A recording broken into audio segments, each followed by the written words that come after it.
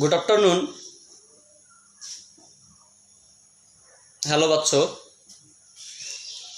All thank you for giving me this opportunity to introduce myself, and I can tell about the new and interesting topic,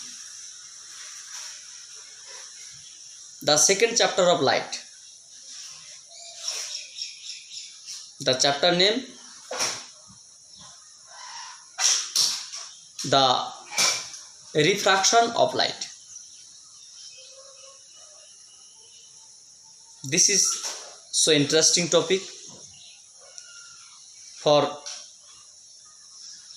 realization. I hope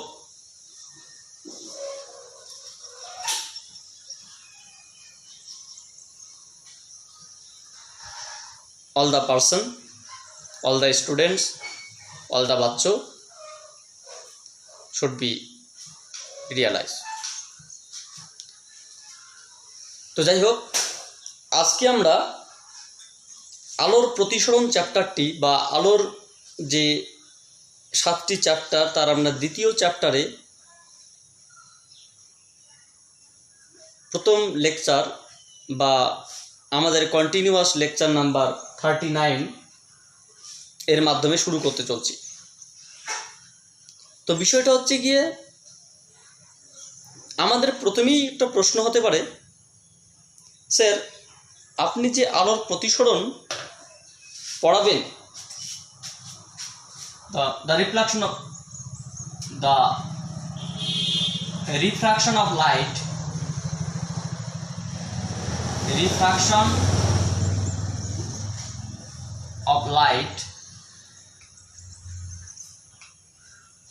আলোর প্রতিসরণ,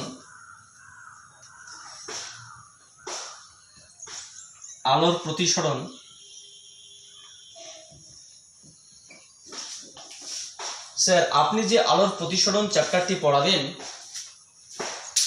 তো আমাদের মধ্যে একটি প্রশ্ন, sir এই আলোর প্রতিসরণটা কি? আমাদের মধ্যে একটা প্রশ্ন, স্যার এই আলোর প্রতিসরণটা কি? এটা কি কোনো মানুষের নাম, নাকি এটা কি কোনো বস্তু? বস্তু বলতে পারো, কারণ আলো একটা পার্টিকেল, কণারূপে আমরা পরবর্তীতে দেখব। তো এটা কোনো মানুষের নাম নয়। তো এই রিফ্রাকশন অফ লাইট হচ্ছে কি আলোর একটি ধর্মের নাম। কীরকম ধর্ম? যেমন আলোর প্রতিফলন একটা ধর্ম ছিল, ঠিক প্রতিসরণ বলে একটা ধর্ম আছে। যেমন ব্যতিচার বলে একটা ধর্ম আছে, যেমন অপবর্তন বলে একটা ধর্ম আছে, যেমন সমবর্তন বলে একটা ধর্ম আছে, যেমন বিক্ষেপণ বলে একটা ধর্ম আছে। ঠিক তাদেরই মতোই একটা রিফ্রাকশন অফ লাইট বা আলোর প্রতিসরণ। স্যার তাহলে আলোর তো এতগুলো ধর্ম, আমরা কি করে বুঝবো যে এখন আলোর প্রতিসরণ ঘটছে, বা কি করে বুঝবো যে আলোর প্রতিসরণ কখন ঘটবে? এটা কি কোনো জানার উপায় আছে? নিঃসন্দেহে জানার উপায় আছে। যেমনটা আমরা প্রথম চ্যাপ্টারে জেনেছিলাম যে আলোর প্রতিফলন তখনই ঘটবে যদি আলো একটি মাধ্যম থেকে আরেকটি প্রতিফলক মাধ্যমে গিয়ে পড়ে। স্যার প্রতিফলক মাধ্যম মানে যে মাধ্যমের পিছনের দিকে পারদ বা রূপর প্রলেপ থাকে। যেমন স্বচ্ছ কাচের অপর প্রান্তে, এক প্রান্তে যদি পারদের প্রলেপ দেওয়া হয়, তাহলে অপর প্রান্তে আমরা, মানে অপর সাইডে আমরা নিজের ছবি দেখতে পাবো, যেটাকে আমরা আয়না বলতে পারি। যেমন অবতল দর্পণ, যেমন উত্তল দর্পণ, এটসেট্রা। মানে এক কথায় আলো যেমন প্রতিফলক মাধ্যমে বা মসৃণ তলে আপতিত হলে তখন তো সেই আলোর প্রতিফলন ঘটে। ঠিক এরকমই আলোর প্রতিসরণ কখন ঘটে? যখন আলো তথা শক্তি, স্যার শক্তি আবার কেন বললেন? তার কারণ light is one type of energy, since light is one type of photon particle. যেহেতু আলো এক প্রকার ফোটন কণা বা এক ধরনের শক্তি। তাই শক্তি বা রশ্মি, যখন কোনো রশ্মি বা শক্তি বা ফোটন পার্টিকেল অন্য কোনো অবস্টেকল বা বাধা বা অবজেক্ট বা বস্তু, অবস্টেকল বা বাধা, অবজেক্ট বা বস্তুর মধ্যে প্রবেশ করে, তখন আলোর প্রতিসরণ ঘটে। স্যার, তাহলে আলোর কোনো মাধ্যমের ভেতরে প্রবেশ করলে আলোর প্রতিসরণ ঘটবে না? তাহলে কীরকম বিষয়? তাহলে আরও একটু ভেঙে বলুন। দেখো, এখানে আলোর প্রতিসরণ ঘটার জন্য একটা পার্টিকুলার নিয়ম আছে। কোনো মাধ্যমের ভেতরে যদি আলো প্রবেশ করে তাহলে আলোর তিনটি ধর্ম ঘটতে পারে। একটা প্রতিসরণ ঘটতে পারে, একটা শোষণ ঘটতে পারে, একটা আলোক তড়িৎ ক্রিয়া বা ফটো ইলেকট্রিক ইফেক্ট বলে একটা বিষয় রয়েছে, যেটাকে বলা হয় কোয়ান্টাম তত্ত্ব বা কোয়ান্টাম থিওরি। তোমাদের ক্লাস 12-এর মডার্ন ফিজিক্সে রয়েছে, যেখানে কোয়ান্টাম তত্ত্ব বা কোয়ান্টাম থিওরির আইনস্টাইনের ফটো ইলেকট্রিক ইফেক্ট বা আইনস্টাইনের আলোক তড়িৎ ক্রিয়া বিষয়ে আলোচনা আছে।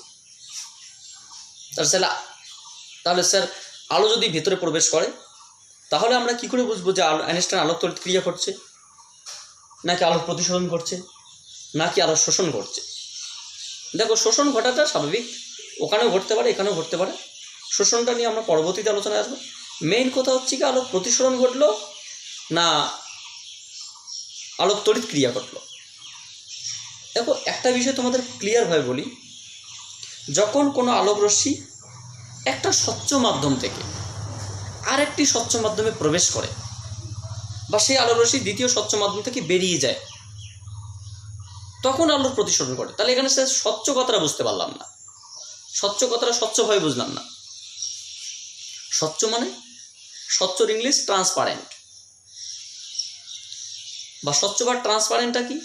স্বচ্ছ বা ট্রান্সপারেন্টটা হচ্ছে গিয়ে এই পাশ থেকে ওই পাশ দেখতে পাওয়া, খুব ভালো ভাষায় যদি বলা হয়।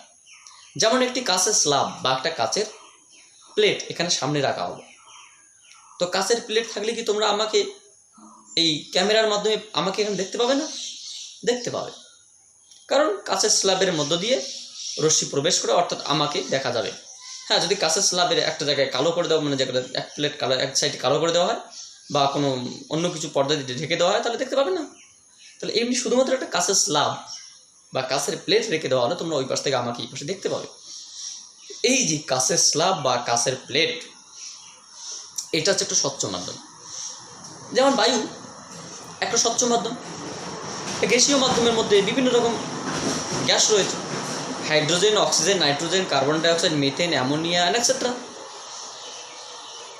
তো এই যে গ্যাসীয় কণাগুলো বা গ্যাসীয় মলিকিউলগুলো আকারে ছোট, আবার নেগলিজেবল, আমাদের দৃশ্যমানতার থেকে অনেক ছোট, দৃশ্যমানতার পাল্লা রেঞ্জের থেকে অনেক ছোট, এবং সেগুলো বলতে গেলে এক ধরনের ট্রান্সপারেন্ট মিডিয়া। এটা বায়ু মাধ্যমটা হচ্ছে একটা ট্রান্সপারেন্ট মিডিয়া, যার জন্য আমার সামনে কোনো ব্যক্তি দাঁড়িয়ে থাকলে আমি তাকে দেখতে পাই। যদি এমনটা হতো বায়ুটা কোনো কাঠের মতো বা কোনো একটা পর্দার মতো, কালো পর্দার মতো বা অন্য কোনো পর্দার মতো, তাহলে আমি পর্দা ভেদ করে আমার সামনে কোনো ব্যক্তি দাঁড়িয়ে থাকতেও আমি দেখতে পাবো না। যেমন আমার সামনে যদি কোনো ভূত দাঁড়িয়ে থাকে আমি দেখতে পাই না, বা ভূত আমার সামনে যদি দাঁড়িয়ে থাকে অন্য কেউ দেখতে পায় না, আমাকে দেখতে পায় কিন্তু ভূতকে দেখতে পায় না। তো এই যে কেন দেখতে পায় না তার একটা সিগনিফিকেন্স অবশ্য রয়েছে, বা ভূত বা প্রেত বা আত্মা বা ঈশ্বর, গড, ভগবান, আল্লাহ, এদের অস্তিত্ব থাকা সত্ত্বেও কেন আমরা এদেরকে দেখতে পাই না, তার একটা সিগনিফিকেন্স রয়েছে। তো আমরা এই চ্যাপ্টারের ভেতরের দিকে গেলে যখন তরঙ্গের দৈর্ঘ্য নিয়ে কতগুলো আলোচনা আসবে, তখন আমরা দরকারে সেই বিষয়টা নিয়ে আলোচনা করব বা উপস্থাপন করার চেষ্টা করব। স্পেশালি এই বিষয়টা আমরা আলোক তড়িৎ ক্রিয়া বা আলোক তড়িৎ ক্রিয়ার যে ফটো ইলেকট্রিক ইফেক্ট, শক্তি, ফোটন এনার্জি, ফোটন শক্তি দিয়ে খুব ভালো করে ব্যাখ্যা করা যায়। ওটা আমরা পরে আসবো, ওটা আলাদা টপিক। আমরা তোমাদের যখন সামনে যাব, মানে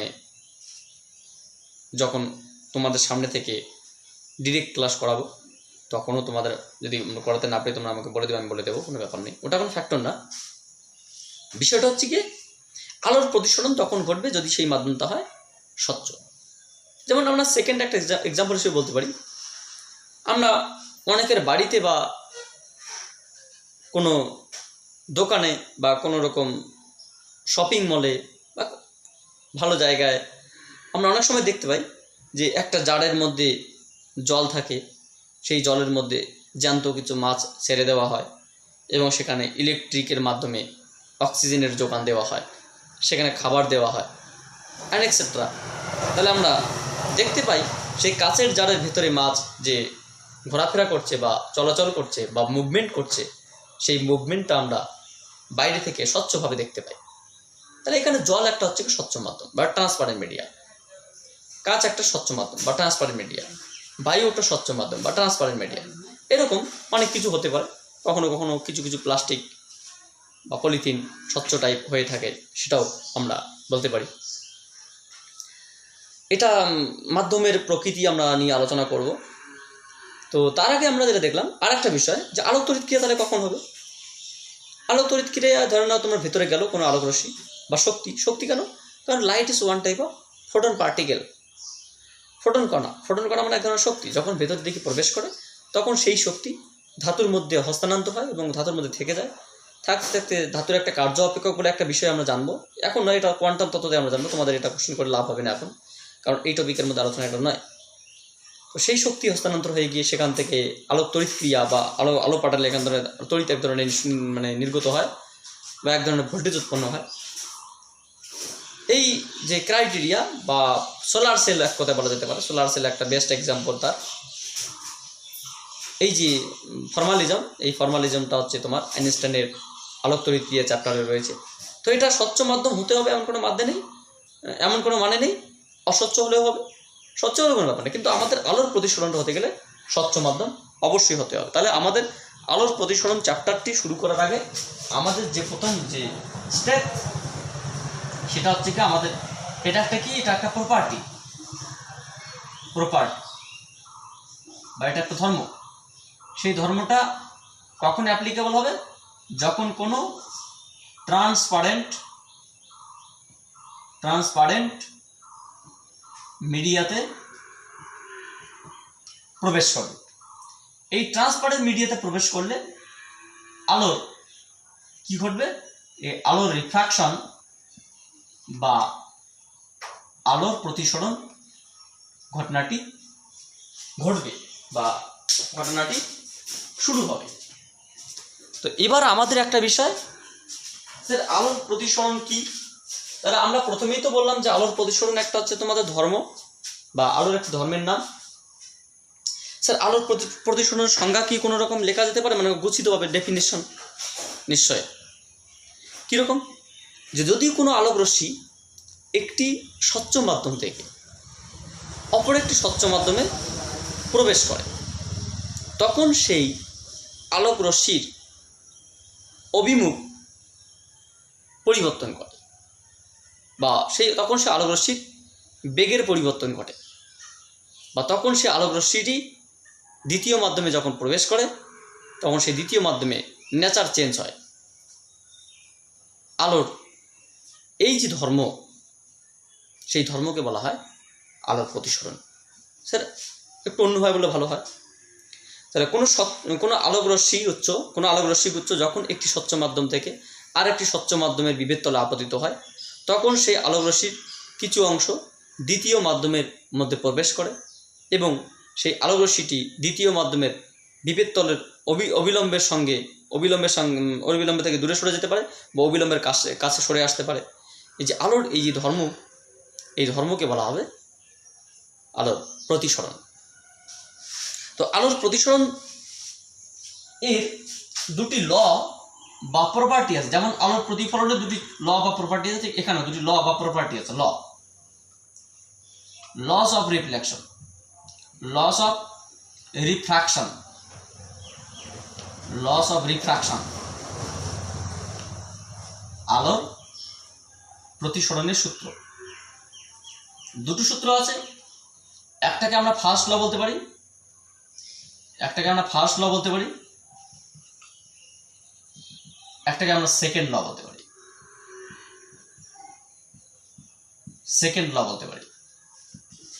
তো ফার্স্ট লটা কি?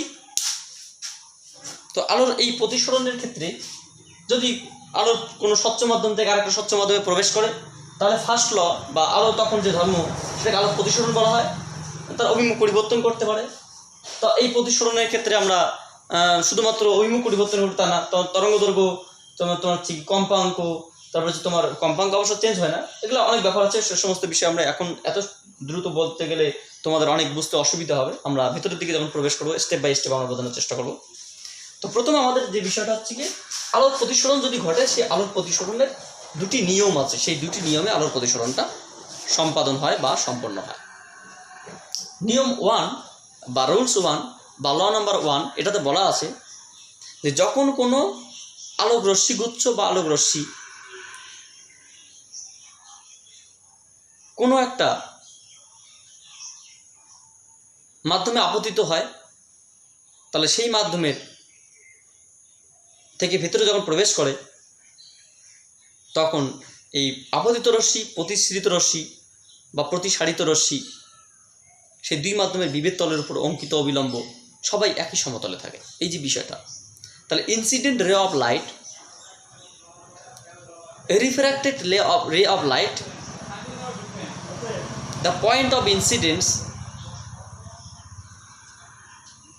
the interface between two media and taking normal are placed in same plane. তাহলে আপতিত আলোক রশ্মি, প্রতিসারিত আলোক রশ্মি আপতন বিন্দুতে দুই মাধ্যমের বিভেদ তলের উপর অঙ্কিত অবিলম্ব একই সমতলে থাকে। এই যে কয়েকটা পয়েন্ট বললাম সেগুলো আমি লিখলাম না, জাস্ট বলছি। আপতিত আলোক রশ্মি, ধরে নাও এইখান থেকে আমি স্টার্ট করলাম, এই দিকটা বায়ু, নিচে একটা জল, তাহলে নিচে জল রয়েছে, তার উপরে বায়ু রয়েছে, তাহলে এখানে এইরকম করে কোনো একটা রশ্মি এসে জলের উপর পড়বে। তাহলে আপতিত আলোক রশ্মিগুচ্ছ বা রশ্মিটি আপতিত আলোক রশ্মিগুচ্ছ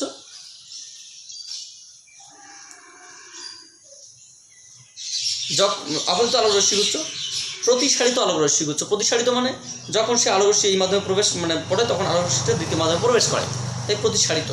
the refracted ray of light, the incident ray of light, the refracted ray of light. তাহলে আপতিত আলোক রশ্মি, প্রতিসারিত আলোক রশ্মি আপতন বিন্দুতে, যে বিন্দুতে এসে পড়লো, সেই বিন্দুতে দুই মাধ্যমের বিভেদ তল, দুই মাধ্যমের বিভেদ তল মানে এইদিকে বায়ু মাধ্যম, ওইদিকে জল মাধ্যম, তাহলে বায়ু এবং জলের একটা ইন্টারফেস বা জাংশন লেয়ার বা সংযোগের স্থল। তো এই যে ইন্টারফেস বা জাংশন লেয়ার বা সংযোগের স্থল বা বিভেদ তল, তো সেই দুই মাধ্যমের বিভেদ তল, একটা যে তল থাকবে, এইদিকে বায়ু এদিকে জল, ঠিক যে মাঝখানে যে জাংশনটা, সেই জাংশনের উপর মানে আপতিত রশ্মি, প্রতিসারিত রশ্মি যে বিন্দুতে এসে আলোক রশ্মি পড়লো, সেই বিন্দুতে যদি আমরা সেখানে যদি বিভেদ তল কল্পনা করা হয়, একটা তল কল্পনা করা হয়, এবং সেই তলের সঙ্গে যদি অবিলম্ব একটা রেখা কল্পনা করা হয় ওই রশ্মি বিন্দুতে কেন্দ্র করে, আপতন বিন্দুতে দুই মাধ্যমের বিভেদ তলের উপর, আপতন বিন্দুতে দুই মাধ্যমের বিভেদ তলের উপর অঙ্কিত যে অবিলম্ব সবাই একটা তলেই অবস্থান করে। তলটা কোনটা? সেটা হচ্ছে বিভেদ তল। তাহলে আপতিত আলোক রশ্মি, প্রতিসারিত আলোক রশ্মি আপতন বিন্দুতে দুই মাধ্যমের বিভেদ তলের উপর অঙ্কিত অবিলম্ব একই সমতলে থাকে। Incident ray of light, refracted ray of light, the point of incidence, the interface between two media আর taking normal at point of incidence are placed in same plane, are lie in same plane. So আমরা বলতেই পারি যে আপতিত রশ্মি, প্রতিসারিত রশ্মি আপতন বিন্দুতে দুই মাধ্যমের বিভেদ তলের উপর অঙ্কিত অবিলম্ব একই সমতলে থাকে। এটা হচ্ছে কি তোমাদের প্রথম সূত্র। তো এটা প্রথম সূত্র দিয়ে খুব একটা আমাদের কাজে লাগবে না। প্রথম সূত্রটা এগুলো কতগুলো ধর্ম, এরকম একটা ধর্ম থাকলো। তো আমাদের যে সেকেন্ড যে লটা, সেকেন্ড লটা, প্রথম সূত্র থেকে আমরা দুটো কনক্লুশন বলতে পারি, দুটো কনক্লুশন করতে পারি আমরা এখান থেকে, জাস্ট দুটো কনক্লুশন। সেই দুটো কনক্লুশন আমরা একটু বলছি যে কোনো একটা আলোক রশ্মি যদি একটা মাধ্যম থেকে আর একটা মাধ্যমে প্রবেশ করে, তাহলে সেই আলোক রশ্মিটি অবিলম্বের কাছে সরে আসতে পারে বা অবিলম্বে দূরে সরে যেতে পারে। মানে কীরকম বিষয়? ধরে নাও এটা একটা ইন্টারফেস বা মিডিয়া, এটা একটা ইন্টারফেস বা মিডিয়া। মানে এদিকে কি রয়েছে, এদিকে জল রয়েছে, একটা পাত্রের মধ্যে জল আছে, এদিকে বায়ু, এদিকে এয়ার, এদিকে ওয়াটার। তাহলে কোন আলোক রশ্মি এইভাবে এসে পড়লো কোথা থেকে, বায়ু মাধ্যম থেকে জল মাধ্যমে এসে পড়লো, অর্থাৎ বায়ু এবং জলের যে বিভেদ তল, এই যে তলটা, এটা একটা তল, এটা কিন্তু কোনো লাইন না, এটা কিন্তু একটা তল, সেই তলের উপরে এসে পড়লো। সেই তলটির যে পয়েন্ট অফ ইনসিডেন্স, সেই পয়েন্ট অফ ইনসিডেন্সকে কেন্দ্র করে তল কল্পনা করা হয়। তাহলে এবং এই তলের সঙ্গে একটা অবিলম্ব যদি অঙ্কন করা হয়, তাহলে এই রশ্মিটি অবিলম্বের দিকে সরে আসবে। কেন সরে আসবে? কারণ বায়ু মাধ্যমের ডেনসিটি জল মাধ্যমের ডেনসিটি অপেক্ষা কম। এখানে ডেনসিটি বা ঘনত্ব বলাটা ঠিক ভালো ভাষা নয়, এখানে আমাদের অপটিক্যাল ডেনসিটি বা আলোকীয় ঘনত্ব বলতে হবে। এখানে ডেনসিটি বলতে বস্তুর ঘনত্ব, ভর by density rho is equals to mass per unit volume, এই জিনিসটা কিন্তু নয়, ঠিক আছে। এখানে অপটিক্যাল ডেনসিটিকে আমরা মিউ দিয়ে বলি, মিউ সমান সমান light velocity আপয়েন্ট velocity at media. আমরা ক্লিয়ার আসবো, যেটাকে আমরা অবজেক্ট ডেনসিটি বা বস্তু ঘনত্ব বলতাম, যে rho is equals to mass per unit volume, প্রতি একক আয়তনে বস্তুর যে ভর থাকে তাকে বলা হয় বস্তু ঘনত্ব। এটাকে এখানে আমরা বলি যে বায়ুর ঘনত্ব, যদি আমরা জলের ঘনত্ব বলি হয়তো খুব একটা ভুল হবে না, কিন্তু এটা এক্স্যাক্ট উত্তর হবে না। এখানে বলতে হবে বায়ুর আলোকীয় ঘনত্ব, জলের আলোকীয় ঘনত্বের যে অনুপাত করা হয়, সেখানে দেখা যায় বায়ুর আলোকীয় ঘনত্বের মান যদি আমরা দেখি μ1, সাপোজ আমরা বললাম μ1, এটাকে মিউ দিয়ে প্রকাশ করা, যেমন রো এটাকে মিউ দিয়ে প্রকাশ করা হয়, সেটা μ1 হয়।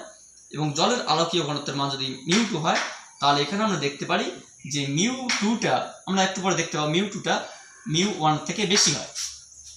আর বেশি হওয়ার জন্য আলোক রশ্মিটি দ্বিতীয় মাধ্যমে যখন প্রবেশ করে, তখন প্রবেশ করে সেই আলোক রশ্মিটি অবিলম্বের দিকে সরে আসে।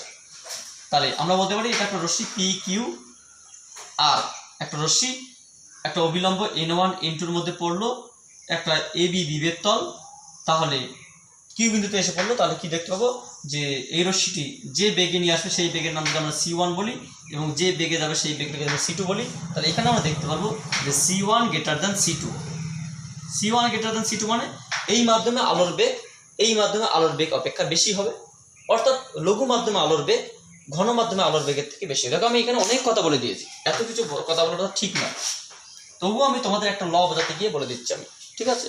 এগুলো পরবর্তী আমাদের ভেতরে ইনফরমেশন অনেক রয়েছে, এত কিছু বলতে গেলে তোমাদের ভিতরের ইনফরমেশন অনেক কিছু বেরিয়ে আসবে, তা আমাদের স্টেপ বাই স্টেপ বেরোতে হবে, তাহলে সমস্যা হয়ে যাবে তোমাদের। প্রথম কথা হচ্ছে গিয়ে দ্য রিফ্রাকশন অফ লাইট বা আলোর প্রতিসরণের ধর্মটা আমরা জানলাম, সংজ্ঞাটা কি। প্রতিসরণের দুটি ল, তার মধ্যে ফার্স্ট লটা কি? ফার্স্ট লটা হচ্ছে গিয়ে যদি আলোক রশ্মি একটা আলোক রশ্মি আপতিত হয়, সেই আলোক রশ্মিটির মাধ্যমে প্রবেশ করে, তাহলে সেই আলোক রশ্মি যে বিন্দুতে আপতিত হবে সেই বিন্দুকে যদি কেন্দ্রকে যে একটা তল কল্পনা করা হয়, এবং তলের সঙ্গে যদি অবিলম্ব, ওই বিন্দুতে যদি অবিলম্ব কল্পনা করা হয় কাল্পনিক রেখা, তাহলে দেখা যাবে, তাহলে এই যে কাল্পনিক রেখা কল্পনা করা হয়, তাহলে সবাই এই অবিতম কি বলে বিভেদ তল বা সমতলে একটা অবস্থান করে, যেটা হচ্ছে আলোর প্রতিসরণের ফার্স্ট ল। এবার আমরা এখানে দেখলাম যে এই দুটো ক্রাইটেরিয়ার কথা বলতে চাইছি আমি। ক্রাইটেরিয়া মানে কীরকম? যখন আলোক রশ্মি লঘু মাধ্যম থেকে ঘন মাধ্যম, এখানে লঘু আর ঘন বলতে কি বোঝাচ্ছে? এখানে অপটিক্যালি রেরার আর অপটিক্যালি ডেন্সার। এখানে লঘু তার অর্থ হচ্ছে গিয়ে আলোকীয় লঘু বা এটাকে বলা হয় অপটিক্যালি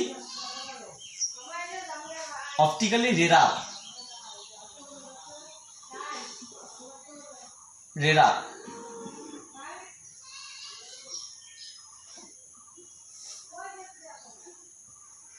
অপটিক্যালি রেরার বা আলোকীয় লঘু আর অপটিক্যালি ডেন্সার বা আলোকীয় ঘন।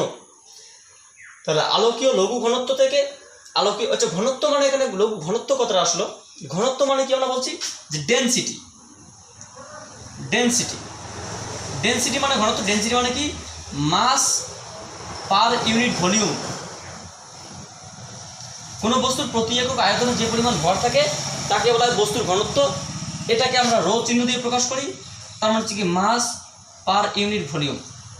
ঠিক একই রকম বিষয় আমরা এখানে ডেনসিটি না বলে, অবজেক্ট ডেনসিটি না বলে আমরা কি বলবো, লাইট ডেনসিটি বা অপটিক্যাল ডেনসিটি, আলোকীয় ঘনত্ব। আলোকীয় ঘনত্বকে রো না বলে এটাকে মিউ দিয়ে প্রকাশ করা হয়। মিউ সমান সমান কি, শূন্য মাধ্যমে আলোর বেগ বা ফার্স্ট মিডিয়াতে আলোর বেগ, এই 1 নম্বর মাধ্যমে আলোর বেগ c1, 2 নম্বর মাধ্যমে আলোর বেগ c2, এদের যে অনুপাত, এই মাধ্যমে আলোর বেগ এবং এই মাধ্যমে আলোর বেগের অনুপাত, এটাকে বলা হবে এই বিন্দুতে হচ্ছে তোমার হচ্ছে গিয়ে প্রতিসরাঙ্ক, এই দুই মাধ্যমের প্রতিসরাঙ্ক, সেটাকে আমরা বলতে পারি μ1 2। আমরা এটা এত কিছু বলবো না, পরে আসছি অবশ্য। তাহলে এখান থেকে আমরা সিম্পল একটা কথা বলতে পারি, যদি আলোকরশ্মি লঘু মাধ্যম থেকে ঘন মাধ্যমে প্রবেশ করে, অপটিক্যালি রেয়ার থেকে অপটিক্যালি ডেন্সারে প্রবেশ করে, তাহলে সেই আলোকরশ্মির অভিমুখ অবিলম্বের দিকে সরে আসবে। অ্যাকচুয়ালি আলোকরশ্মি এদিকে যাওয়ার কথা, না গিয়ে সে এরকম করে সরে আসলো। যদি আলোকরশ্মি এদিকে ঘন মাধ্যম থাকে, এদিকে লঘু মাধ্যম থাকে, তাহলে ঘন থেকে যদি লঘুতে প্রবেশ করে, যেমন জল থেকে বায়ুতে প্রবেশ করে, তাহলে আলোকরশ্মি ধরুন এদিকে জল আছে, এদিকে বায়ু আছে, উপরে জল আছে, এদিকে বায়ু রয়েছে, তাহলে আমরা কি দেখবো, যে আলোকরশ্মি যখন জল থেকে বায়ুতে প্রবেশ করে তখন অভিমুখ কি হবে, মানে এরকম না হয়ে সে এরকম দূরে সরে যাবে। তাহলে অবিলম্ব থেকে সে দূরে সরে যাবে। অ্যাকচুয়ালি যেটা কাছে সরে আসলো সেটা দূরে সরে যাবে।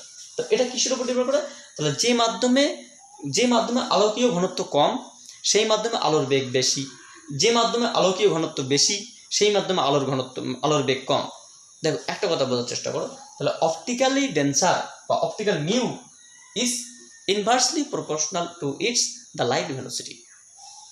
তাহলে কোনো মাধ্যমে আলোর বেগ মাধ্যমের প্রতিসরাঙ্কের সঙ্গে ব্যস্তানুপাতে পরিবর্তিত হয়। তাহলে আলোর বেগ যদি বৃদ্ধি পায় তাহলে বুঝতে হবে যে মাধ্যমে প্রবেশ করলো সেই মাধ্যমের ঘনত্ব আগের থেকে কম। কি ঘনত্ব, ওটা অপটিক্যাল ডেন্সিটি। যদি উল্টো ঘটনা ঘটে, তাহলে একটা হচ্ছে তোমার একটা অবিলম্বের দিকে সরে আসতে পারে, একটা দূরে সরে যেতে পারে। তাহলে একটা c1 গ্রেটার দেন c2 আসতে পারে, একটা c2 গ্রেটার দেন c1 আসতে পারে। তাহলে আলোকরশ্মি যদি লঘু থেকে ঘনতে প্রবেশ করে, লঘু থেকে ঘনতে যদি 1 নং থেকে আলোকরশ্মি 1 নং থেকে যদি 2 নঙে প্রবেশ করে, তাহলে মানে লঘু থেকে যদি ঘনতে প্রবেশ করে, তাহলে কি হবে, আলোর বেগ 1 নঙে বেশি হবে, 2 নঙে কম হবে, কারণ লঘু থেকে ঘন, লঘুতে আলোর বেগ বেশি, ঘনতে আলোর বেগ কম।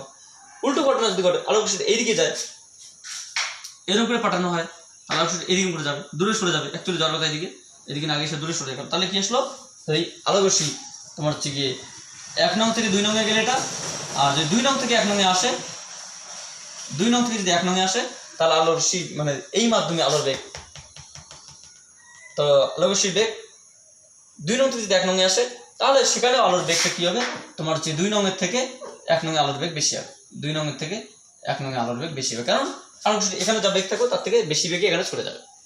এক কথা আমাদের বলতে পারি, লঘু মাধ্যমে আলোর বেগ বেশি, ঘন মাধ্যমে আলোর বেগ কম। তো এটা হচ্ছে তোমার আলোর বেগের একটা ক্রাইটেরিয়া, বা আলোর যে গতিপথ বা অভিমুখ, সে অভিমুখ চেঞ্জ হবে, সেটা আমরা ফার্স্ট ল থেকে আমরা দেখব। এটা আমরা ক্লাস 10-এ জানতাম। এবার কতটা অভিমুখ চেঞ্জ করবে বা ডেভিয়েশন কত, সেটা আমরা পরবর্তী স্টেপে আসছি। তার আগে আমাদের second law of refraction of light, আলোর দ্বিতীয় সূত্র, আমরা সেটা দেখব। যে সেকেন্ড ল বা যেটাকে বলা হয় স্নেলস লটা কি এবং তার ম্যাথামেটিক্যাল ফর্মালিজমটা কি করে আসলো বইয়ে হয়তো খুব একটা নেই, অনেক বই আমি দেখছি নেই, 2-1টা বই হয়তো থাকতে পারে। তো সেই বিষয়টা একটু আমরা জানার চেষ্টা করব। যেমন তোমাদের একটা কথা আমি বলছি, এর আগের চ্যাপ্টারে, আলোর প্রতিফলন চ্যাপ্টারে সেকেন্ড ল, যেমন আপতন কোণ এবং প্রতিফলন কোণের মান সমান, ঠিক এখানে আমরা দেখব, এখানেও সেকেন্ড লতে একটা কিছু একটা শর্ত আসবে, যে শর্তটা এই চ্যাপ্টারে হরেক পয়েন্টে, প্রত্যেক বিন্দুতে খুব ভালোভাবে কাজে লাগবে। তাহলে সেকেন্ড ল বা দ্বিতীয় সূত্র কি, আলোর দ্বিতীয় মানে প্রতিসরণের দ্বিতীয় সূত্রটা হচ্ছে কি, কোনো নির্দিষ্ট বর্ণের আলোর ক্ষেত্রে, নির্দিষ্ট বর্ণ কেন বলা হলো, কারণ এক একটা বর্ণের আলোর বেগ এক এক রকম। কেন, তার কারণ এক একটা বর্ণের আলোর তরঙ্গ দৈর্ঘ্য এক এক রকম, একই কম্পাঙ্ক হলেও কিন্তু তাদের তরঙ্গ দৈর্ঘ্য আলাদা হয়। যেমন আমরা কি জানি, v is equals to n lambda, এটা আমরা ক্লাস 9-10-এ জানতাম, যে আলোর মানে শব্দ বেগ, কম্পাঙ্ক এবং তরঙ্গ দৈর্ঘ্যের মধ্যে সম্পর্ক। যদি আমাদের তরঙ্গ দৈর্ঘ্য বৃদ্ধি পায় তো বেগ বৃদ্ধি পাবে, তরঙ্গ দৈর্ঘ্য হ্রাস পায় তো বেগ হ্রাস পাবে। তাহলে এখানে কি তরঙ্গ দৈর্ঘ্য মানে কি? তরঙ্গ দৈর্ঘ্য মানে ওয়েভ লেন্থ, ইংলিশে বলা ওয়েভ লেন্থ, বাংলায় বলা হয় তরঙ্গ দৈর্ঘ্য। এই ওয়েভ লেন্থ মানে এক কথায় মানে ক্রোমাটিজম মানে কালার। তরঙ্গ দৈর্ঘ্য মানে এক কথা কালার, তরঙ্গ দৈর্ঘ্যের রেঞ্জ মানে এক কথা কালার। যেমন আমরা যদি বলি যে 4000 অ্যাংস্ট্রম থেকে 8000 অ্যাংস্ট্রম পর্যন্ত যে আলো, সেটাকে আমরা দৃশ্যমান আলো বলি বা ভিজিবল আলো বলি, যার মধ্যে আলোর 7টি বর্ণ বা বেনিয়া সহকলা বা ভিপজিওর এগুলো রয়েছে। তো তার মানে কি 4000 থেকে 8000 অ্যাংস্ট্রম তরঙ্গ দৈর্ঘ্যের পাল্লার মধ্যে, ওই তরঙ্গ দৈর্ঘ্য 4000 থেকে 8000 মানে 4000টি তরঙ্গ দৈর্ঘ্যের পাল্লার মধ্যে, 4000টি অ্যাংস্ট্রম তরঙ্গ দৈর্ঘ্যের মধ্যে 7টি বর্ণের আলো আছে। তার মানে কি তরঙ্গ দৈর্ঘ্য মানে এক একটা কোনো একটা বর্ণের আলো, তাহলে ওই জন্য নির্দিষ্ট বর্ণ কথাটা বলা আছে। এবার 4000 থেকে বেশি হলে তখন অন্যরকম রশ্মি আসবে, তখন অন্য বর্ণের আসবে। যেমন আমরা বলতে পারি তোমার হচ্ছে এক্স রের বর্ণ আলাদা, আর বিভিন্ন রকম রে, different types of wavelength should have different types of colour. So আমরা এখানে প্রথমেই বলবো নির্দিষ্ট বর্ণের, অর্থাৎ কোন বর্ণের আলো পড়লো, কোন বর্ণের না, কোন তরঙ্গ দৈর্ঘ্যের। এখন প্রথমত তরঙ্গ দৈর্ঘ্য বলবো না, প্রথমত আমরা বর্ণই বলছি। তাহলে নির্দিষ্ট বর্ণ, তাহলে আমরা স্পেশালি বর্ণ বলা মানে সেখানে অন্যভাবে তরঙ্গ দৈর্ঘ্যের কথাই আমরা বলছি। তাহলে নির্দিষ্ট বর্ণের আলোর ক্ষেত্রে কোনো নির্দিষ্ট বর্ণের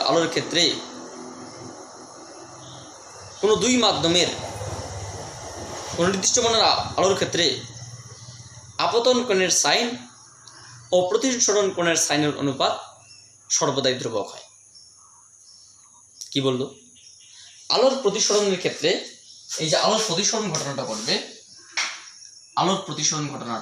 এটা একদম তোমার ডেন্সার মিডিয়া, এটা রেয়ার মিডিয়া। আলো যখন এখান থেকে এখানে আসে পড়লো, তখন আলোর গতিপথ এরকম করে চেঞ্জ করলো। তাহলে এটা তোমার আপতিত আলোক রশ্মির কোণ, আপতন কোণ, এটা প্রতিসরিত আলোক রশ্মির প্রতিসরণ কোণ। তাহলে দেখা যাবে যে আপতন কোণের যে sine, the sine of incidence angle, sine মানে sine tan cos, sine actually sine মানে SIN না, সাইনের full form sine, SINE, sine cosine tan, হ্যাঁ এটা হচ্ছে তোমার সাইনের full form sine of theta, এটা আমরা বলতে পারি সাইন অফ থিটা বা ব্র্যাকেট। তো এখানে SIN থিটা বলা যেতে পারে, সাইন অফ থিটা বা sine of incidence angle I। তো আপতন কোণের যে সাইন এবং প্রতিসরণ কোণের যে সাইন, এদের যে অনুপাত, সেই অনুপাতটা ধ্রুবক। তাহলে এখানে কি বলা আছে? নির্দিষ্ট বর্ণের আলোর ক্ষেত্রে আপতন কোণের সাইনের মান এবং প্রতিসরণ কোণের সাইনের মানের অনুপাত সর্বদাই ধ্রুবক। এই যে কথাটি বলা আছে খুব ইম্পর্টেন্ট কথা, যেটা আমাদের খুব ভালো করে বুঝতে হবে, খুব ভালো করে বুঝতে হবে, তাহলে আমাদের অনেক সমস্যায় পড়তে হবে। তাহলে আমাদের এই আলোচনায় এক কথায় আমি যদি বলি, আজকের লেকচার নাম্বার 39, এই 39 সব থেকে গুরুত্বপূর্ণ আলোচনা হচ্ছে গিয়ে এই সেকেন্ড ল অফ রিফ্রাকশন বা আলোর প্রতিসরণের দ্বিতীয় সূত্র, যেটাকে আমরা স্নেলস ল বলবো। একটু বোঝার চেষ্টা করব।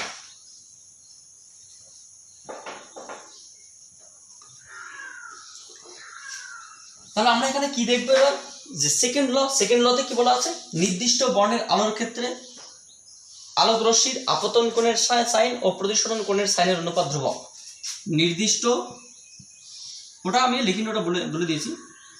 নির্দিষ্ট বর্ণের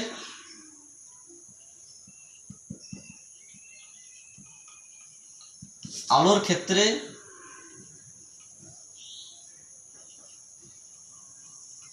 আপতন কোণের সাইন ও প্রতিসরণ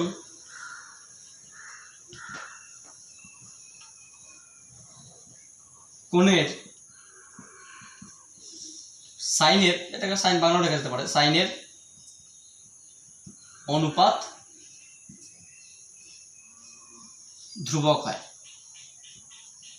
এটা আমাদের সেকেন্ড লয়ের ডেফিনেশন বা সেকেন্ড লয়ের প্রপোজাল বা তথ্য, কতগুলো ইনফরমেশন বলা যেতে পারে। তাহলে according to information we can write the sign of incidence angle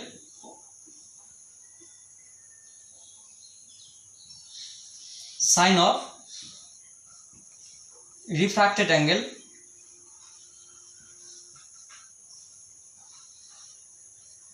is constant.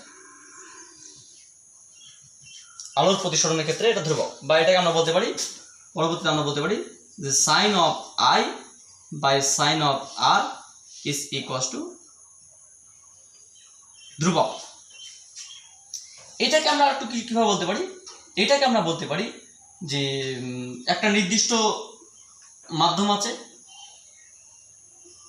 এদিকে মাধ্যম নাম্বার 1, এদিকে মাধ্যম নাম্বার 2। ধরুন এটা এয়ার, বায়ু, এটা ধরুন ওয়াটার বা জল। তাহলে এই মাধ্যমের প্রতিসরাঙ্ক μ1, এই মাধ্যমের প্রতিসরাঙ্ক μ2। প্রতিসরাঙ্ক মানে আলোর অপটিক্যাল ডেন্সিটি। তাহলে যখন কোনো আলোরশ্মি, এটা তোমাদের অবিলম্ব n1 n2, এটা বিভেদ তল AB, যখন কোনো আলোকরশ্মি 1 নম্বর মাধ্যম থেকে বা লঘু মাধ্যম থেকে যখন কোনো আলোকরশ্মি 1 নম্বর মাধ্যম থেকে 2 নম্বর মাধ্যমে প্রবেশ করে, লঘু মাধ্যম থেকে ঘন মাধ্যমে প্রবেশ করে, তখন আলোকরশ্মির ওই মুখ কিছুটা সরে যায়। অ্যাকচুয়ালি যাওয়ার কথা কোন দিকে? যাওয়ার কথা এই দিকে। ওই দিকে না গিয়ে সে এতটা বেন্ড করে গেল মানে কি? অ্যাকচুয়ালি তার আপতন কোণের মান হচ্ছে তোমার এটা, প্রতিসরণ কোণের মান হচ্ছে তোমার এটা না, এটা অ্যাকচুয়ালি যাওয়ার কথা ছিল। তাহলে আপতন কোণের মান, প্রতিসরণ কোণের মান, তাহলে এই আপতন কোণকে যদি সাইন নেওয়া হয়, তাহলে এই আপতন কোণের যে মান sine of i sine of r, সেই মানটা কত হবে? ধ্রুবক। এবং সেই ধ্রুবককে আমরা মিউ দিয়ে প্রকাশ করব, যেটাকে বলা হয় স্নেলস ল বা স্নেলের সূত্র। স্যার মিউ কোথা থেকে আসলো? সেই ধ্রুবকটা এবার কি একটু আমাদের রিয়েলিস্টিক করার চেষ্টা করুন বা বাস্তবিক করার চেষ্টা করুন। আমরা বুঝতে পারছি না এই জায়গাটা, একটু বোঝার চেষ্টা করুন, আশা করি বুঝতে পারবে। তো আমি তোমাদের প্রথম এই স্নেলস লটা কি, স্নেলস লটা একটু বোঝার চেষ্টা করছি। এটা তো তোমাদের স্নেলস ল নির্দিষ্ট বর্ণের ক্ষেত্রে এটা নির্ভর করে, নির্দিষ্ট বর্ণের আলোর ক্ষেত্রে, আর মাধ্যমে প্রকৃতির উপর। তাহলে আলোর প্রতিসরণ মেনলি দুটো বিষয়ের উপর নির্ভর করছে। আলোর প্রতিসরণের স্নেলস ল, দুটো জিনিসের উপর, একটা মাধ্যমের আলোর বর্ণ আর হচ্ছে মাধ্যমের প্রকৃতি, সেটা আমরা পরে আসছি। আমি তোমাদের প্রমাণ করার জন্য আমি বললাম, সাপোজ ধরে নাও একটা মিডিয়া আছে, মিডিয়া একটা আছে, এদিকে একটা মিডিয়া,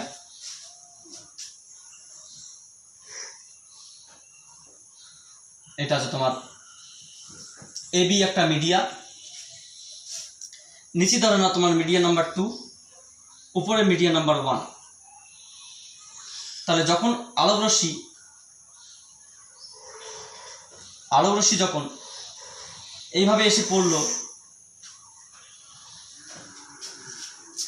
স্কেল না হলে খুব মুশকিল,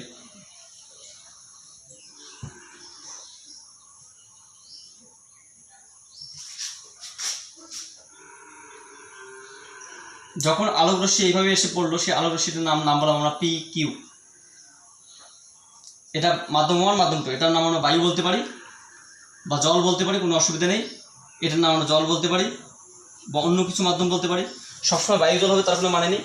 যখন আলোকরশ্মি বায়ু মাধ্যম থেকে জল মাধ্যমের এসে পড়লো, জল মাধ্যমের কিউ বিন্দুতে এসে পড়লো, তখন আলোকরশ্মির কিছু অংশ সেই জল মাধ্যমের মধ্যে যখন প্রবেশ করলো, তখন সেই প্রবেশ করার সময় এখানে যে অবিলম্ব একটা কাল্পনিক কল্পনা করা হয়, কাল্পনিক একটা অবিলম্ব অঙ্কন করা হয়, তাহলে সেই অবিলম্ব থেকে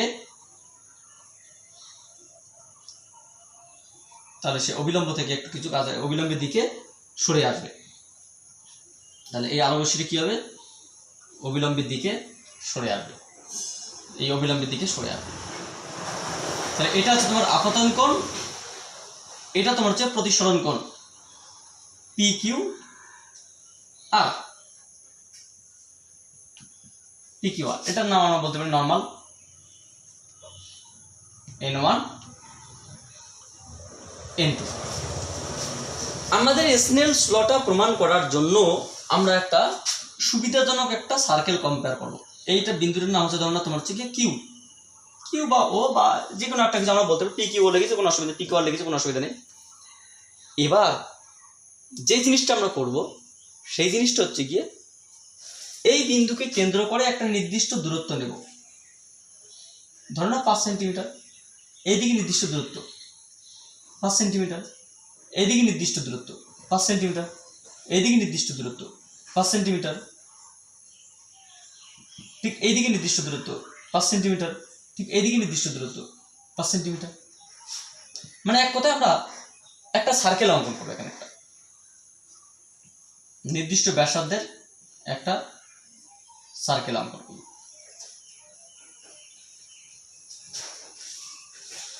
নির্দিষ্ট ব্যাসার্ধের একটা আমাদের এখানে অঙ্কন করার দরকার নেই, এমনি অঙ্কন করে যেটা দাঁড়াবে সেটাই, একটা নির্দিষ্ট ব্যাসার্ধের সার্কেল অঙ্কন করব। এরপরে আমরা যেটা দেখব, দেখো ভালো করে বোঝার চেষ্টা করো, এটা আপতিত রশ্মি, এটা প্রতিসরিত রশ্মি, এটা অবিলম্ব, তোমার হচ্ছে কি ইনসিডেন্ট রে, রিফ্রাক্টেড রে, ইনসিডেন্ট অ্যাঙ্গেল, রিফ্রাক্টেড অ্যাঙ্গেল। এটা আমরা এই যে কোনটা দূরত্বটা নিলাম, সেই দূরত্ব আমরা যে কোনো অ্যাঙ্গেলে নিতে পারি, ওটা নিয়ে কোনো টেনশন নেই, ওটা নিয়ে কোনো ভাবনার কোনো কারণ নেই, ঠিক আছে। আমরা এবার কি করলাম যে আচ্ছা বলো তো এই দূরত্বটা কি, এই বৃত্তের ব্যাসার্ধ, বৃত্ত না অ্যাকচুয়ালি আমরা বলতে পারি, ধরো না এদিকে নিচে জল রয়েছে, উপরে বায়ু রয়েছে, তাহলে উপরের দিকে অর্ধগোলক, নিচের দিকে অর্ধগোলক, নিচের দিকে অর্ধগোলক, উপরের দিকে অর্ধগোলক রয়েছে। তাহলে অর্ধগোলকের মানে পৃষ্ঠের উপর যে কোনো বিন্দুতে যদি আলো রশ্মি এসে পড়ে, তাহলে সেটাও গোলকের ব্যাসার্ধ, এটাও গোলকের ব্যাসার্ধ, এটাও গোলকের ব্যাসার্ধ, প্রত্যেকটা গোলকের ব্যাসার্ধ, এবং প্রত্যেকটা দূরত্ব সমান, কারণ সেটা সেই এই পয়েন্টটা হচ্ছে গোলকের তলে অবস্থিত, এই পয়েন্টটা গোলকের তলে অবস্থিত। তো আমরা কি করলাম, এই পয়েন্ট থেকে মানে যে রশ্মিটি গোলকের তলের উপর এসে পড়লো, সেই রশ্মিটি গোলকের সেই বিন্দুতে তল থেকে অবিলম্বের উপর একটা লম্ব অঙ্কন করলাম, এখানে একটা লম্ব অঙ্কন করলাম, প্রমাণের সুবিধা থেকে একটা লম্ব অঙ্কন করলাম। আমরা এটার নাম দিলাম ধরে না তোমার এম, আর ঠিক একই রকম বিষয় এখান থেকে একটা লম্ব অঙ্কন করলাম, ধরে এটার নাম দিলাম আমরা এম এন, তো দিয়েছি, এটা এক্স ওয়াই দিলাম, এটার নাম এক্স, এটার নাম ওয়াই, এম দেওয়া আছে, এম দেওয়া আছে, তো এম দিলাম না। তাহলে আমাদের কি করলাম, আমরা কি করলাম, প্রথমত আমরা বললাম যে কোনো একটা আলোক রশ্মি যখন লঘু মাধ্যম থেকে ঘন মাধ্যমে এসে পড়বে, তখন আলোক রশ্মির অভিমুখ পরিবর্তন করে এবং সেই আলোক রশ্মিটা অবিলম্বের দিকে সরে আসে, সেখানে আপতন কোণ, এটা প্রতিসরণ কোণ। তাহলে আমরা এই বিন্দুটাকে আমরা বললাম এটা P Q R S T, আমরা নামকরণ জাস্ট করলাম, কোনো ব্যাপার নেই। এই রশ্মিটা আসে কিউ বিন্দুতে আপতিত হলো, তারপরে আর বিন্দুতে বিভেদতল বিন্দুতে পড়ার পরে সে আর বিন্দু থেকে বেরিয়ে গেল, বেরিয়ে গিয়ে তোমার আবার সেই সমান দূরত্বে এস বিন্দুতে থেকে টি দূরত্বে মানে টি দিকে চলে গেল আর কি। এখানে দাঁড়াবে, এটা কোনো বিন্দু নেই, এটা জাস্ট একটা কল্পনা, কাল্পনিক একটা রেখা বা কাল্পনিক একটা তল, কাল্পনিক একটা তল। তাহলে এখানে আমাদের কি দেখতে হবে যে এই যে কোণ এর সাইন আর এই যে কোণ এর সাইন, তাহলে আমরা দুটো ত্রিভুজ দেখবো, এখানে এখানে ত্রিভুজ কিউ আর এক্স ও ত্রিভুজ আর এস ওয়াই থেকে পাই। কি পাবো, প্রথমে এখান থেকে আমরা কি লিখতে পারি যে সাইন আই, যদি আমরা হিসাব করি সাইন আই সমান কি হবে, সাইন আই সমান, সাইন মানে কি লম্ব বাই অতিভুজ, এই ত্রিভুজের ক্ষেত্রে আমরা দেখব এখানে থেকে পাই কি সাইন আই মানে কি সেই ত্রিভুজের লম্ব বাই অতিভুজ। এখানে লম্ব কোনটা, এই যে একটা ত্রিভুজ, এটা কোণ, এটা 90 ডিগ্রি, তাহলে আমরা বললাম এটা একটা ত্রিভুজ, এটা 90 ডিগ্রি, এটা কোণ থিটা বা আই, এটা অবিলম্ব, তাহলে এটা লম্ব, এটা অতিভুজ। তাহলে এখানে কী হচ্ছে বলতো, এখানে তোমার হচ্ছে আর বিন্দুটা হচ্ছে, এটা আর বিন্দু আইকে কেন্দ্র করে, এটা তোমার এক্স বিন্দু, এটা তোমার হচ্ছে পি বিন্দু, সরি কিউ বিন্দু। তাহলে কেন রশ্মিটা কিউ থেকে আর দিকে গেল, কিউ থেকে আর দিকে গেল, এবং কিউ থেকে একটা এক্সের উপর লম্ব টানা হচ্ছে। তাহলে এটা কি একটা ত্রিভুজ। এই ত্রিভুজের সাইন আই সমান কী হবে, সাইন আই সমান সমান লম্ব বাই অতিভুজ কিউ আর। তাহলে সাইন আই সমান আমরা এখান থেকে পাবো যে লম্ব বাই অতিভুজ অথবা Q X by R Q বা কিউ আর কিউ একই বিষয়, লম্ব বাই অতিভুজ, সাইন থিটা সমান সমান লম্ব বাই অতিভুজ। সিমিলার ওয়েতে আমরা এই ত্রিভুজটার ক্ষেত্রে আমরা কি বলতে পারি, এটা কোশ্চেন নাম্বার 1। আবার ত্রিভুজ এস ওয়াই আর বা আর এস ওয়াই থেকে পাই কি পাবো, এখানে সাইন আর সমান কি হবে, সাইন আর মানে আর কোণের সাইন, আর কোণের সাইন মানে এটা তোমার আর, এইটা হচ্ছে তোমার অতিভুজ, এটা কি অবিলম্ব, তাহলে কি লম্ব বাই অতিভুজ। তাহলে Y S by R S, equation number 2। So আমাদের যদি sine i by sine r করতে হবে, সুতরাং আমরা লিখতে পারি যে sine i by sine r কত আসবে, সাইন আই মানে কত, Q X by R Q, আর Y S by R S. তাহলে এখানে লিখতে পারি Q S by R Q, R S by Y S. আচ্ছা আর কিউ মানে কোনটা, আর কিউ মানে এটা, আর আর এস মানে এটা। তাহলে আর কিউ এর সঙ্গে আর এস আউট, কেন, যেহেতু আর কিউ সমান আর এস সমান radius of circle of sphere, radius of spare.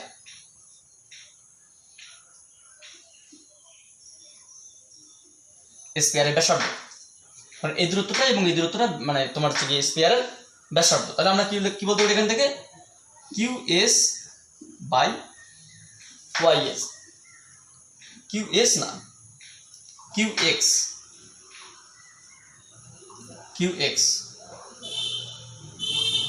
S তো নিশ্চিত Q X by Y S. তাহলে এইটা বাই এইটা। এবার একটা জিনিস বোঝার চেষ্টা করো, তাহলে আমরা কি দেখলাম, sine i by sine r. Finally আমরা এখানে পেলাম যে sine i by sine r সেটা কত, Q X by Y S. এটা আমরা পেলাম। একটা বৃত্ত যদি একটা স্কয়ার কল্পনা করা হয় তাহলে এই বাহু বাই এই বাহু। আচ্ছা তোমাদের কি মনে হচ্ছে বলতো যে কিউ এক্স কি ওয়াই এস এর থেকে বড় না ছোট?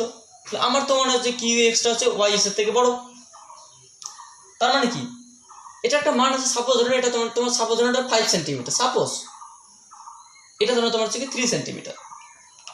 তাহলে আমরা এটা একটা দূরত্ব, একটা বাহু, তো একটা কি হচ্ছে একটা বাহু।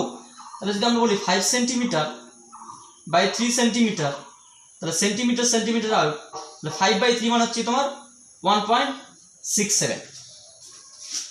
মানে এক কথা হচ্ছে আমাদের এটা একটা ধ্রুবক, এটাকে একটা মান, ভ্যালু, এটা কোনো একক বিহীন, কারণ দুটি বাহুর অনুপাত, যেহেতু Q X by Y S দুটি বাহুর অনুপাত, তাই দুটি বাহুর অনুপাত হওয়ার জন্য এর কোনো একক নেই, কিন্তু এটা একটা ভ্যালু আছে।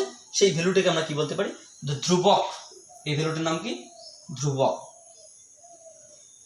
আচ্ছা তাহলে এই ধ্রুবককে আমরা কি দিয়ে প্রকাশ করব, এই ধ্রুবককে আমরা বলবো মিউ দিয়ে, যেটাকে আমরা বলবো স্নেলস ল বা স্নেলের সূত্র। এটা হচ্ছে তোমার স্নেলের সূত্র। তাহলে স্নেল কি বলেছে যে কোনো নির্দিষ্ট বর্ণের ব্যাপারটা পরে আসছি, নির্দিষ্ট বর্ণের আলোর ক্ষেত্রে আপতন কোণের সাইন প্রতিসরণ কোণের সাইনের অনুপাত সর্বদাই ধ্রুবক। নির্দিষ্ট বর্ণ কেন বলা আছে, নির্দিষ্ট বর্ণ হচ্ছে গিয়ে এটা একটু দেখে না, নির্দিষ্ট বর্ণ এই কারণেই, কারণ নির্দিষ্ট বর্ণ না হলে আবার বেগ চেঞ্জ হবে, আর বেগ চেঞ্জ হলে এই কোণ চেঞ্জ হবে, কোণ চেঞ্জ হলে এটার মানটা চেঞ্জ হবে। আমি বললাম তুমি যদি বর্ণটাকে ফিক্সড রাখো। মানে তুমি লাল কালারের আলো পাঠাবে, তো বিভিন্ন অ্যাঙ্গেলে পাঠাও, সেটা কোনো ফ্যাক্টর না। আমি তোমাকে অ্যাঙ্গেল নিয়ে বলছি না, কী কোণে পাঠালে সেটা মানে আপতন কোণের উপর নির্ভর করছে না। জাস্ট এই প্রতিসরণ কোণের মান, এই প্রতিসরাঙ্কের মান দুটি বিষয়ের উপর নির্ভর করে, একটা বর্ণের উপর এবং একটা মাধ্যমের প্রকৃতির উপর। তো যদি আমি মাধ্যমটাকে ফিক্সড রাখি, বর্ণটাকেও ফিক্সড রাখি, তাহলে কি ঘটনা ঘটবে?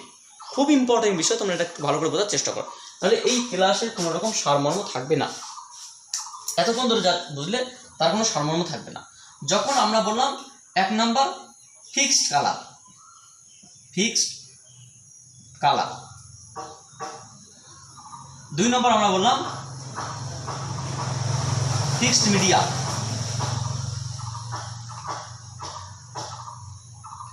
মিডিয়াম, নির্দিষ্ট বর্ণ এবং নির্দিষ্ট মাধ্যম। কীরকম বিষয়? আমরা বললাম এরকম একটা বিষয়, এইদিকে আমরা সর্বদাই কাঁচ রাখলাম,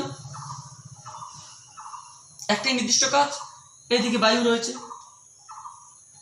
বা এদিকে জল আছে, এদিকে বায়ু রয়েছে, নির্দিষ্ট, মানে এটা হচ্ছে তোমার এ বি। এখানে কোনো কিছু চেঞ্জ করা আমরা সর্বদাই এটাকে রেখে, এবং নির্দিষ্ট মিডিয়াম মানে কি, বায়ু মাধ্যম কাঁচ মাধ্যমে চেঞ্জ করা হচ্ছে না। যদি একবার বায়ু মাধ্যম কাঁচ মাধ্যমে, একবার বায়ুর সঙ্গে জল, একটা কাঁচের সঙ্গে জল করি, তাহলে তো আলাদা। তাহলে আমি যদি অনেকগুলো পরীক্ষা করব, সমস্ত পরীক্ষাতে দুই মাধ্যম দুটি ফিক্সড, তাহলে মাধ্যম ফিক্সড। 2 নম্বর আমি কি করব, যদি আমি একটা নির্দিষ্ট বর্ণের আলো, লাল বর্ণেরই আলো পাঠাবো, কখনো এইভাবে, কখনো এইভাবে, কখনো এইভাবে, কখনো এইভাবে, মানে বিভিন্ন অ্যাঙ্গেলে পাঠাবো, তবুও দেখব এই সূত্রটা একটাই মান আসবে, এবং এই সেই মানটাকে একটা নির্দিষ্ট, এই জন্য বলা আছে যে সাইন আই বাই সাইন আর এর মান সর্বদাই ধ্রুবক। নির্দিষ্ট বর্ণের আলোর ক্ষেত্রে আলোক রশ্মি যখন একটি নির্দিষ্ট মাধ্যমের মাধ্যমে অপর একটি নির্দিষ্ট মাধ্যমে আপতিত হয়, তখন আপতন কোণের সাইন এবং প্রতিসরণ কোণের সাইনের অনুপাত, নির্দিষ্ট বর্ণ নির্দিষ্ট মাধ্যম, তখন আপতন কোণের সাইন প্রতিসরণ কোণের সাইনের অনুপাত সর্বদাই ধ্রুবক হয়। সর্বদাই ধ্রুবক মানে কিরকম বিষয়টা দাঁড়ালো? সর্বদাই ধ্রুবক কথাটার অর্থ হচ্ছে ঠিক এরকমটা, ধরে নাও একটা অবিলম্ব এখানে আছে, একটা আলো রশ্মি এভাবে পাঠানো হচ্ছে, আলো এদিকে বেরিয়ে গেল। এখানে যে একটা সার্কেল কল্পনা করি, সো স্যাড, একবার ভুলে গেলে মুশকিল।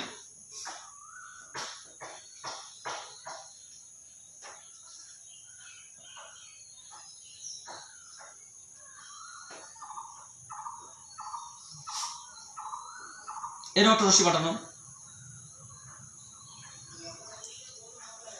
এইভাবে বেরিয়ে গেল, তাই এটার নাম কত?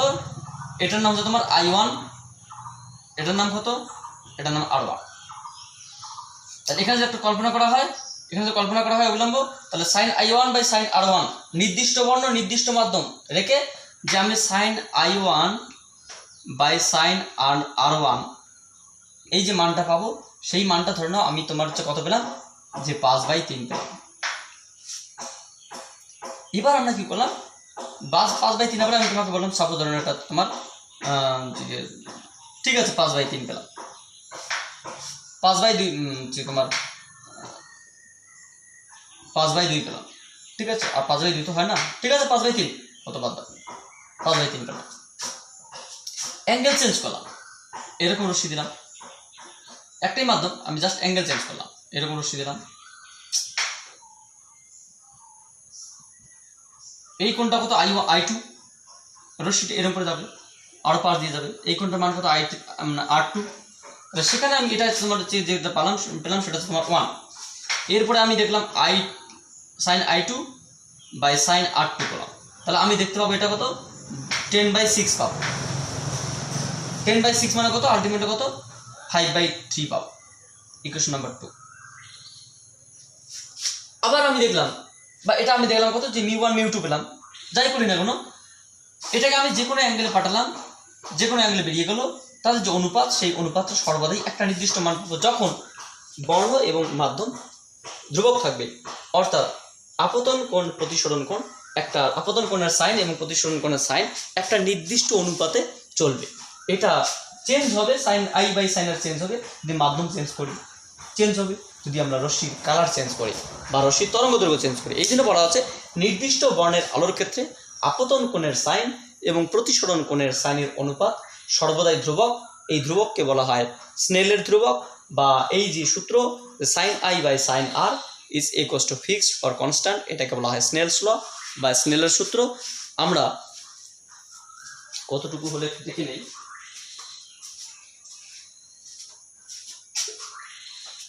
যাই হোক, আমাদের ইন্ট্রোডাক্টরি স্পিচ একটু বড়ই হয়ে গেল। তো আমরা আগামী নেক্সট লেকচারে বা 40 নাম্বার লেকচারে এর পরবর্তী ইনফরমেশন নিয়ে আমরা আসবো। সো তোমরা এটাই দেখো। So thank you for watching my video.